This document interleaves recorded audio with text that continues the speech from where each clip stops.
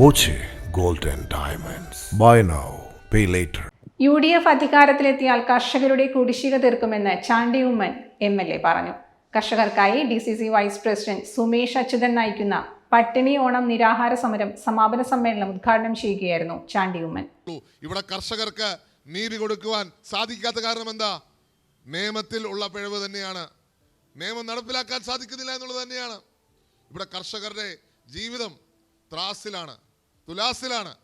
ആ ജീവിതത്തെ സംരക്ഷിക്കുവാൻ സർക്കാരിന് മനസ്സുണ്ടെങ്കിൽ സാധിക്കും. എങ്ങനെ? നവകേരള സദസ്സ് നടത്തുവാൻ കോടിക്കണക്കിന് രൂപ, ഇപ്പം 4ാം വാർഷികം ആഘോഷിക്കാൻ കോടിക്കണക്കിന് രൂപ, പക്ഷെ കർഷകർക്ക് കൊടുക്കാൻ 1 രൂപ പോലുമില്ല. ഈ സർക്കാരിൻ്റെ ഇരട്ടത്താപ്പ് ഇവിടെ നമുക്ക് കാണുവാൻ സാധിക്കും. പറയുന്ന കാശില്ല എന്നാ, പക്ഷേ നവകേരള സദസ്സ് ഒരു മനുഷ്യനും ഗുണമില്ലാത്ത നവകേരള സദസ്സിന് കാശുണ്ടല്ലോ, ഒരു മനുഷ്യനും ഗുണമില്ലാത്ത 4ാം വാർഷികത്തിന് കാശുണ്ടല്ലോ, പക്ഷേ കർഷകർക്ക് കൊടുക്കാൻ കാശില്ല. ഇവിടുത്തെ കോൺട്രാക്ടർമാർക്ക് കൊടുക്കാൻ കാശില്ല, പെൻഷൻ കൊടുക്കാൻ കാശില്ല. ഇന്നിപ്പം ഇലക്ഷൻ ആയപ്പോൾ പുതിയ സ്റ്റണ്ടുമായിട്ട് വരാൻ പോവുക. ഏറ്റവും പുതിയ സ്റ്റണ്ട് മെസ്സിയെ കൊണ്ടുവരുന്നു. 150 കോടി രൂപയാണ്.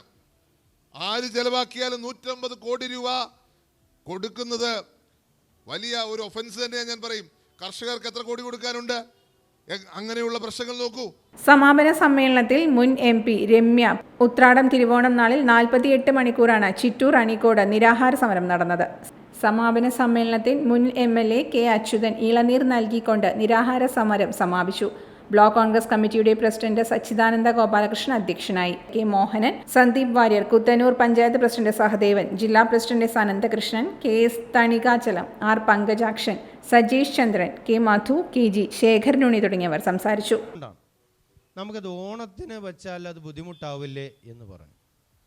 പക്ഷേ കഴിഞ്ഞ 2 ദിവസം, ഉത്രാടം ദിവസം രാവിലെ മുതൽ ഇപ്പോൾ വരെ ഇവിടെ നമ്മുടെ പാർട്ടി പ്രവർത്തകർക്കോ നമ്മുടെ പാർട്ടിയിലല്ലാതെ മറ്റു പാർട്ടികളിലുള്ള കർഷകരടക്കമുള്ള ആളുകൾക്ക് ഇവിടെ വന്ന് പങ്കെടുക്കാൻ യാതൊരു ബുദ്ധിമുട്ടുമുണ്ടായില്ല എന്നുള്ളത് നമ്മളെയൊക്കെ അത്ഭുതപ്പെടുത്തുന്ന സത്യത്തിൽ.